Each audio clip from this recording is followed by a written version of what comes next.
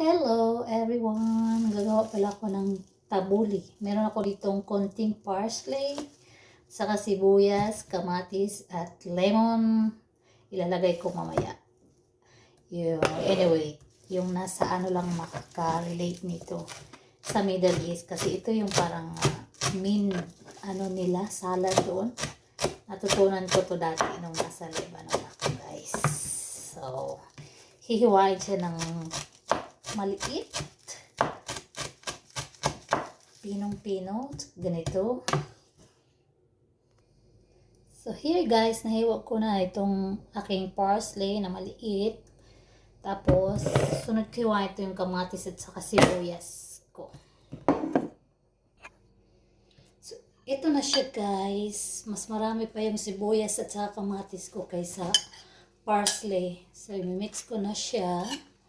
Lalagyan ko siya ng ito, lemon. Saka lagyan ko pala siya ng sibuyas na maliliit. Siwain ko lang to.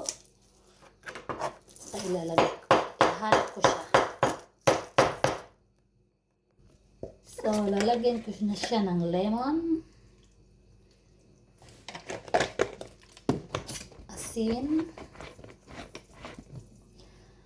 At saka konting ito, paprika. Kunti lang. Halo-haloin. Charot.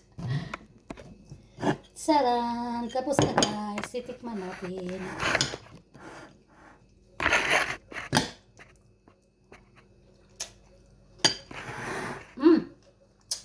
Lasang tabuli na, parang nasa na ako, Middle East.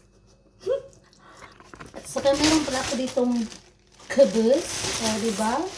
Parang nasa Middle East lang ako.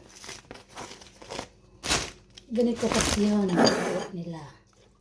Ilalagay nila sa kabus at ginaganyan.